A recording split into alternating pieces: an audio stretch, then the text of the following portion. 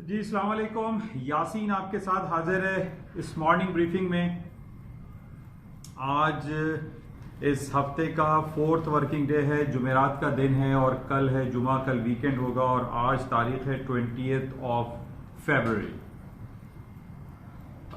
2-3 दिन से हम जो खबरें देख रहे हैं और जो मार्केट देख रहे हैं वो हाई पे हाई बना रही है। अमेरिका की स्टॉक मार्केट है ऊपर की तरफ है। अच्छा, इससे पहले मैं आपसे ये ज़रूर रिक्वेस्ट करूंगा कि इस यूट्यूब चैनल जो कि बड़े उर्दू और सहल अंदाज में एक इंटरनेशनल मार्केट को और लोकल मार्केट को थोड़ा सा डिफाइन कर दिया जाता है कि मार्केट में क्या कुछ सूरत हाल हो सकती है, इस हवाले से इस यूट्यूब चैनल को मेरी आपसे रिक्वेस्ट है, इसको आप लाइक भी करें, शेयर करें और इसको सब्सक्राइब ज़रूर करें। क्योंकि जैसे मैं हमेशा आपसे ये कहता हूँ कि ये बहुत आसान अंदाज में एक कुछ बयान करने की कोशिश की जाती है और इसमें से आपको कहीं ना कहीं कुछ ना कुछ एक क्लू जरूर मिल जाता है कि आज स्टॉक्स में तेजी होगी, मंदी होगी, सोने चांदी तेल की कीमतों में इजाफा होगा या कमी होगी। तो कुछ ना कुछ आपको मैं उम्मीद करता हूं कि इससे आपको इस्तेफादा जरूर हासिल होता होगा और मैं ये चाहता हूं कि ये आप ज़्यादा से ज़्यादा इसको फैलाएं, स्प्रेड करें, इसको लाइक करें, शेयर करें और सब्सक्राइब ज़रूर करें। अच्छा, आज कुछ सूरत हाल मार्केट की ये है कि जो अमेरिका की स्टॉक मार्केट और उसके साथ साथ अगर हम लोकल मार्केट की भी बात करें, जो Karachi stock exchange PSX index है वो थोड़ा सा डाउन साइड पर है। उसके डाउन साइड पर होने की वजह हमारे सामने है पाकिस्तान में जो हमारा टैक्स कलेक्शन का सबसे बड़ा इदारा है FBR, उसमें काफ़ी एक प्रॉब्लम क्रिएट हुई है। मिस्टर शब्बर जैदी साहब जो अपॉइंटमेंट थी वो अब तकरीबन ख़त्म होती हुई दिखाई दे रही है। उन्होंने रिज़ाइन करने का भी कहा है। अब कुछ जो दूसरे लोग आएंगे वो क्या होगा, किस तरीके से हमारे जो माशी हालात हैं, जो हमारा फाइनेंशियल सिस्टम है वो किस तरीके से चलेगा, तो इसमें बहुत सारे एक इबाम है, क्वेश्चन मार्क है, जिसकी वजह से एक कुछ नेगेटिव इम्पैक्ट आया है मार्केट में और मार्केट में थोड़ा सा एक नेगेटिविटी पाई जा रही है। और इसके साथ ही सबसे ज़्यादा इम्पॉर्टेंट हमारे पास जो कि पिछले संडे में कहा जा रहा था कि FATF की रिपोर्ट आ जाएगी, पाकिस्तान का ग्रे लिस्ट से नाम निकलने के हवाले से बहुत ज़्यादा चहमोगइयाँ हो रही थी कि ये हो जाएगा, कंफर्म हो जाएगा। बहरहाल अभी भी एक बहुत बड़ा क्वेश्चन मार्क पाकिस्तानी इकॉनमी पे, पाकिस्तानी हुकूमत के ऊपर ये मंडला रहा है कि पता नहीं कि पाकिस्तान का नाम FATF से आया निकलेगा या नहीं निकलेगा। क्योंकि हमें ये भी पता है कि हमारे जो पड़ोसी और दुश्मन अनासिर हैं वो हमारे पीछे लगे हुए हैं। FATF में बहुत ज़्यादा वो अपना इन्फ्लुएंस यूज़ करते हुए दिखाई दे रहे हैं कि जनाब किसी भी तरीके से कुछ भी हो जाए, पाकिस्तान को ग्रे लिस्ट से ना निकाला जाए।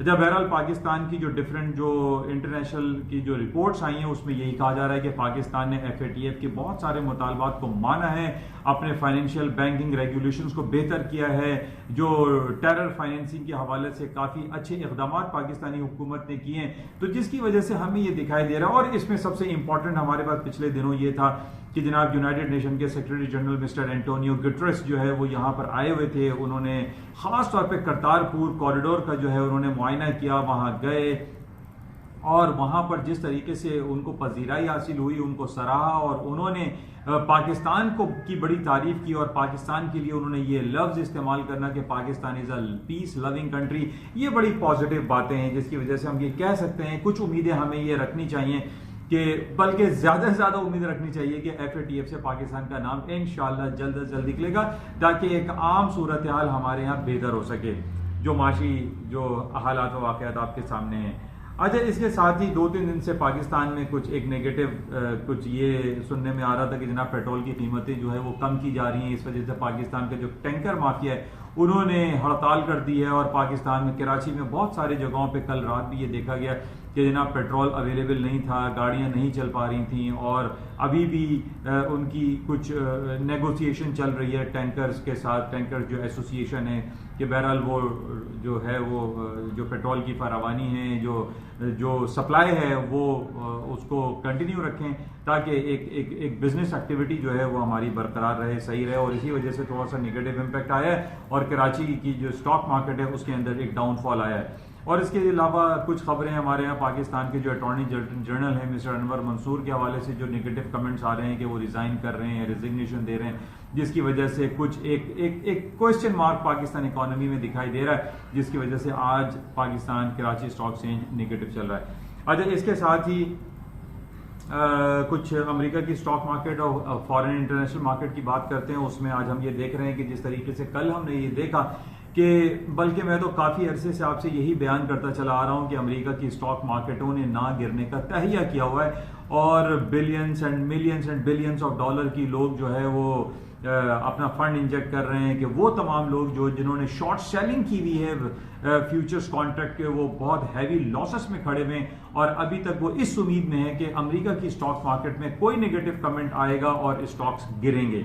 लेकिन मैं बारहा आप लोगों से ये बयान कर चुका हूं कि अमेरिका की स्टॉक मार्केटों में वो पोटेंशियल अभी तक एग्जिस्ट कर रहा है और मार्केटें नहीं गिर रही हैं और अमेरिका की जितनी भी रिपोर्ट्स आ रही हैं वो अच्छी हैं, उनके जो वाइटल साइंस हैं वो बेहतरीन हैं, यानी जिसमें जीडीपी है, अनएम्प्लॉयमेंट रेट है और उनकी डिफरेंट जो बड़ी बड़ी कंपनीज हैं जिसको हम फैंग ग्रुप कहते हैं उनकी रिपोर्ट्स अच्छी आ रही हैं।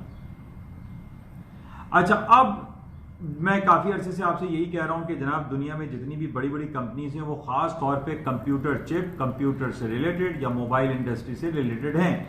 जिस तरीके से हम बात करते हैं, गूगल की बात करें, एप्पल की, फेसबुक की या जनाब नेटफ्लिक्स की, यानी जितनी भी ये फैंग ग्रुप कंपनीज हैं जो कि $1 ट्रिलियन इंडस्ट्री, अमेजॉन है, ये तमाम कंप्यूटर से रिलेटेड या मोबाइल इंडस्ट्री से या फिर डिलीवरी जो सिस्टम है उसमें से मुंसलिक हैं। लेकिन अब एक नई कंपनी जो कि पिछले 15 साल पहले लॉन्च हुई थी, 15-16 साल पहले, जिसको हम नाम जानते हैं टेस्ला।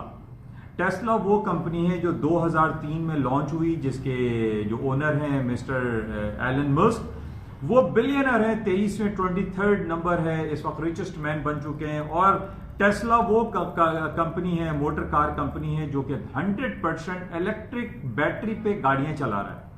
अच्छा, जिस तरीके से मैंने आपसे काफ़ी अरसे से मैं यही आपसे जिक्र होता रहता है कि जनाब ये टेस्ला की कीमतें जो है वो बढ़ती चली जा रही हैं। $350 का शेयर जो कि 3 से 4 महीने पहले उसकी कीमत $350 थी या 300 और 400 के दरमियान ट्रेड होता था, आज उस टेस्ला कंपनी के शेयर की कीमत $940 हो गई है विद इन 2 और 3 मंथ्स। अच्छा, अब मैं कल भी आपसे ये जिक्र किया कि जनाब टेस्ला वर्सेस क्रूड ऑयल।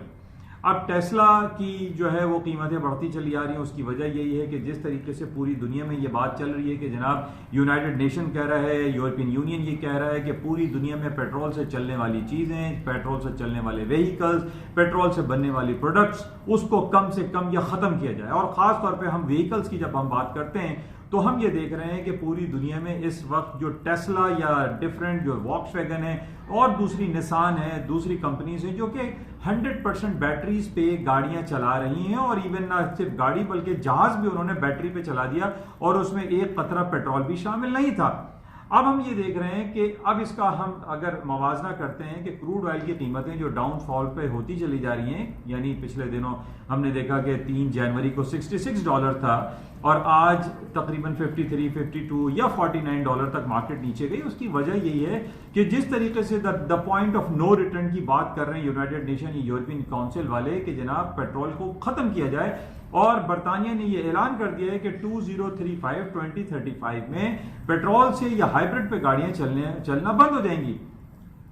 जिसकी वजह से हम ये देख रहे हैं कि तमाम वो कंपनीज, खासतौर पे सरे फहरिस्त टेस्ला, वो बढ़ती चली जा रही हैं और उसमें ये कहा जा रहा है कि आइंदा चंद दिनों में या चंद महीनों में उसकी कीमत $1200 से $1500 तक हो जाएगी। टेस्ला की वो कंपनी जिसका 2 से 3 महीने पहले $350 का शेयर था। तो हमें इस चीज को समझने की बहुत ज्यादा जरूरत है कि क्रूड ऑयल की कीमतें ज्यादा तेजी से ऊपर नहीं जा रही हैं। उसकी वजह सिर्फ यही है कि जनाब पूरी दुनिया जो है वो इलेक्ट्रॉनिक यानी इलेक्ट्रिक गाड़ियों पे चलने वाली।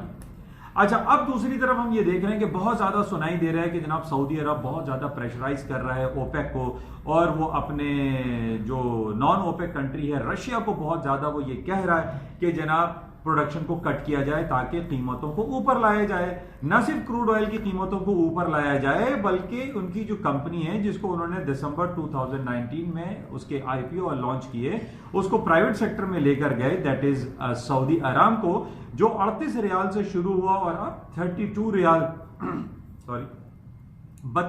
$32 पर उसकी कीमत आ गई है। वो ये चाह रहे हैं सऊदी गवर्नमेंट के जनाब न सिर्फ पेट्रोल की कीमतें बढ़ाई जाएं बल्कि जो सऊदी अरामको के शेयर्स हैं उनको भी बढ़ाया जाए। लेकिन अभी तक इसकी डेट आई है फर्स्ट वीक ऑफ मार्च में कि जनाब उसमें मीटिंग होगी ओपेक की और उसमें वो ऐलान करेगा कि जनाब 6 लाख बैरल डेली बेसिस पे प्रोडक्शन को कट किया जाएगा। बहरहाल ये बातें बहुत ज्यादा चल रही। इस बेसिस पे कल हमने देखा था कि क्रूड ऑयल की कीमतें $53-54 तक आ गई थी।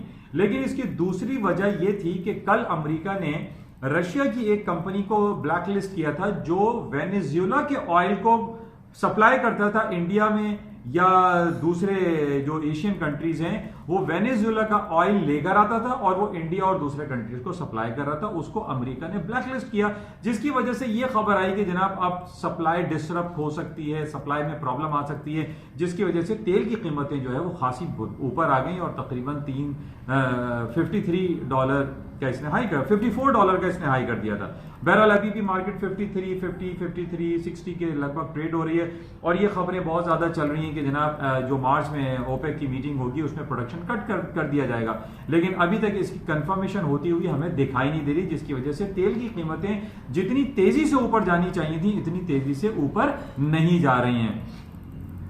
अच्छा, इसकी तरह हम बात कर लेते हैं। बहरहाल टेस्ला वर्सेस क्रूड ऑयल को आप जहन में रखें और इसको बगौर जायजा लें और इसको देखते रहें कि मार्केट जो है टेस्ला की ऊपर जा रही है और क्रूड ऑयल की नीचे जा रही है। अच्छा, इसके साथ ही क्रूड ऑयल के साथ हमारी जो सेकंड इंपॉर्टेंट कमोडिटी या precious metal that is gold, उसकी कीमतें 7 साल की बुलंद तरीन सतहों पर चली गई हैं। $1615 का यानी $1615 का कल इसने हाई कर दिया। मार्केट लगभग हायर साइड पे और मैं पिछले 3-4 महीनों से आपसे यही अर्ज करता चला आ रहा हूं कि गोल्ड की कीमतें ऊपर की तरफ जाएंगी, गोल्ड की कीमतें नीचे नहीं आएंगी, क्योंकि जिस तरीके से जो नेगेटिव सेंटिमेंट्स पाए जा रहे हैं, हमें अरब कंट्री में सऊदी अरब और यमन में मसला है, फिर फलस्तीन और इसराइल का मसला है। इसराइल ने और अमेरिका ने मिलकर एक पीस प्लान दिया और उसको रिजेक्ट कर दिया, रशिया ने रिजेक्ट कर दिया, फलस्तीन ने रिजेक्ट कर दिया कि जनाब ये कैसा पीस प्लान है कि जिसके लिए आप पीस की बातें कर रहे हैं वो मीटिंग में ही नहीं बैठा हुआ, यानी फलस्तीन शामिल हाल भी नहीं था। तो इस वजह से उसको रिजेक्ट कर दिया गया है। 10th हालत वहां पर मौजूद है। सीरिया का मसला है, रूस ने और टर्की ने मिलकर सीरिया के ऊपर कुछ चढ़ाई करती हुई कैफियत भी पाई जा रही है। वहां पे सिविल वॉर जैसी कैफियत हमारे सामने है। बहुत अरसे से सीरिया में मसले ही चल रहे हैं, जिसकी वजह से मैंने आपसे ये कहा था कि सोने की कीमतों में मंदी या डाउनफॉल नहीं आएगा। और मैंने आपको टेक्निकल लेवल 1535 का एक क्रूशियल इंपॉर्टेंट लेवल बताया था। मार्केट तकरीबन नीचे आई थी 15 यानी कासिम सुलेमानी की हलाकत पे जो 1612 का इसने हाई किया था और उसके बाद मार्केट जो डाउन हुई थी तकरीबन 1545 का लो किया था। तो मैं आपसे यही जिक्र करता रहा कि जनाब 1535 के नीचे स्टॉप प्लेस करके इसको बाय करना चाहिए। और आज हम ये देख रहे हैं कि 1600 को क्रॉस करके 1615 का सोने ने गोल्ड ने हाई कर दिया और इसका टेक्निकली जो लेवल अभी दिखाई दे रहा है वो 1635 है, क्योंकि इसका $100 अगर आप प्लस करते हैं 1535 से तो 1635 बनता है। तो माइट पॉसिबल कि 1635 तक गोल्ड की कीमतें जा सकती हैं और 1640 या 45 के ऊपर के आपके स्टॉप्स लगे हुए होने चाहिए, या आप कंफर्टेबल स्टॉप जो है वो 1650 के ऊपर रखें तो उसमें शॉर्ट सेलिंग बनती है। लेकिन अभी इसको शॉर्ट नहीं करना चाहिए, इसको थोड़ा सा मार्केट को बाय करना चाहिए। डिप पे बाय करें, मार्केट में तेजी दिखाई दे रही है, गोल्ड की कीमतें ऊपर जा सकती हैं। जिस तरीके से हम देख रहे हैं कि सिल्वर की कीमतें भी ऊपर चली गई हैं, $18.24 पर आउंस के हिसाब से हैं। और इसके साथ ही जो सबसे इंपॉर्टेंट हमारे पास एक प्रेशियस मेटल है दैट इज पैलेडियम, जो कि एक कैटलिस्ट ऑटो कैटलिस्ट के तौर पर इस्तेमाल हो रहा है। उसने 2850 का कल हाई कर दिया था और ये तारीख की नई बुलंदियों को छूता चला जा रहा है, यानी इसमें इजाफा ही होता चला जा रहा है। हालांकि जब पिछले दिनों आप देखिए तो ये 2100 या 2200 पे चल रहा था, अब ये 2800 को भी क्रॉस कर चुका है। इसमें मजीद तेजी दिखाई दे रही है। जिस तरीके से ऑटो कैटलिस्ट के तौर पर इसका इस्तेमाल बढ़ता चला जा रहा है और बड़ी बड़ी जो ऑटो इंडस्ट्री की कंपनीज हैं वो पैलेडियम की मांग में मुस्तकिल इजाफा मांग रही हैं, मुस्तकिल उनको ये चाहिए। तो बहरहाल इसको देखते हैं। अच्छा, इंपॉर्टेंट आज हमारे पास करेंसी आइटम में एक जापानीज येन है जो कि तकरीबन 112 जापानीज येन वर्सेस $1 हो गया है। तकरीबन 1 साल की बुलंद तरीन सतहों पर है, यानी वीकेस्ट लेवल पर है अगेंस्ट $। तो जापानीज येन जो है मजीद हायर साइड पे लगता है, क्योंकि इसका जो टेक्निकल लेवल था 110 यानी 110 का, वो इसने क्रॉस कर लिया और मार्केट में मजीद वीकर साइड पे जाने का पोटेंशियल दिखाई दे रहा है, यानी वर्सेस यूएस डॉलर जो है स्ट्रांग हो जाएगा। इसके साथ ही एक इंपॉर्टेंट न्यूज हमारे पास आज चल रही है कि चाइना ने दोबारा अपना इंटरेस्ट रेट कट किया है। लोन फाइनेंसिंग रेट होता है उसको इन्होंने 10 बेसिस पॉइंट से कट कर दिया है। हम ये देख रहे हैं कि अमेरिका और पूरे यूरोप में और चाइना में जिस तरीके से कोरोना वायरस को कंट्रोल करने के लिए इकदाम उठाए जा रहे हैं, उसके अंदर इंटरेस्ट रेट कट किए जा रहे हैं। पिछले दिनों टर्की ने इंटरेस्ट रेट कट किया, फिर चाइना ने आज दोबारा इंटरेस्ट रेट कट किया है, और हम ये देख रहे हैं कि जापान में और स्विट्जरलैंड में इंटरेस्ट रेट माइनस टेरिटरी में चल रहा है, जिसकी वजह से स्टॉक मार्केटों में भी मजीद तेजी और देखी जा रही है। बहरहाल टेक्निकल ग्राउंड पे कल मैंने आपको कुछ रिकमेंडेशन नेस्डैक में दी थी, जो 97.72 के ऊपर स्टॉप लगा के सेल करना चाहिए। मार्केट ने कुछ तकरीबन उसी लेवल को होल्ड किया और वहां से तकरीबन 100 पॉइंट डाउन भी हो गया है। लेकिन अभी भी आप अगर शॉर्ट सेलिंग से चांस लेते हैं तो आपके सर्टेन अमाउंट का कोई स्टॉप जरूर लगा हुआ होना चाहिए, क्योंकि स्टॉक्स में अभी तक तेजी बरकरार है, डाउनफॉल नहीं आ रहा है।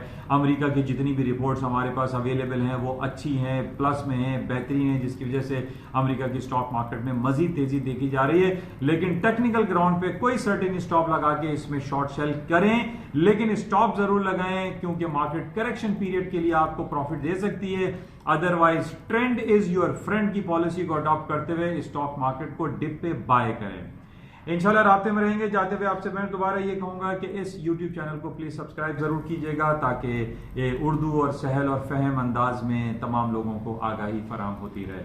Thank you.